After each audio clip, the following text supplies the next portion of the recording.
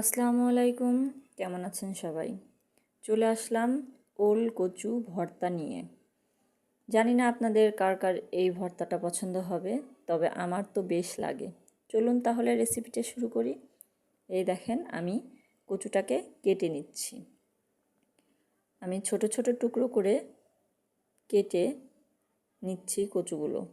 এখন আমি এগুলো সম্পূর্ণ কাটা হয়ে গেলে ভালো করে ধুয়ে প্রেসার কুকারে সিদ্ধ করতে দিব। আমি প্রেসার কুকারে কচুগুলো দিয়ে সামান্য একটু লবণ পানি দিয়ে আমি প্রেসার কুকারের মুখটা বন্ধ করে 6 থেকে 7টা সিটি দিয়ে নামিয়ে নিব। আমার প্রেসার কুকারে কচুগুলো সিদ্ধ হচ্ছে এবং সিটি বাজছে, আপনারা হয়তো বা শুনতে পাচ্ছেন না। এখন আমার কচুটা সিদ্ধ হয়ে গেছে। এখন আমি ভর্তার জন্য মরিচটা ভেজে নিচ্ছি। আমি শুকনা মরিচ 4-5টা নিয়ে তেলে ভালো করে লাল লাল করে ভেজে নিলাম। ভেজে নিয়ে আমি এখন একটা প্লেটে তুলে নিচ্ছি মরিচগুলো। এখন আমি কচুগুলো স্ট্রেনারে ছেঁকে নিচ্ছি। এর মধ্যে আমি বেশ কিছুটা পেঁয়াজ কুচি দিয়ে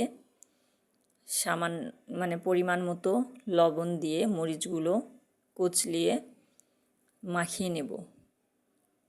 এর সাথে আমি পেঁয়াজগুলো ভালো করে মাখিয়ে কিছুটা সরিষার তেল দিয়ে ভালো করে মাখিয়ে নিব। নিয়ে কচুগুলো দিয়ে একসাথে মিক্স করে নিব।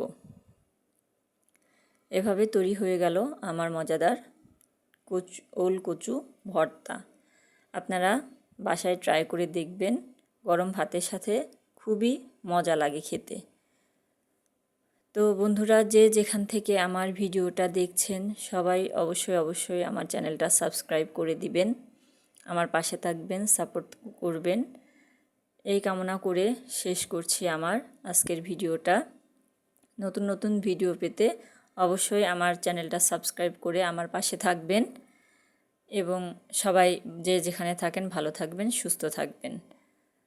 দেখেন কত সুন্দর হয়েছে আমার ভর্তাটা। আল্লাহ হাফেজ, ভালো থাকবেন সবাই। আশা করি আমার ভিডিওটা অবশ্যই সাবস্ক্রাইব করে দিবেন। আল্লাহ হাফেজ।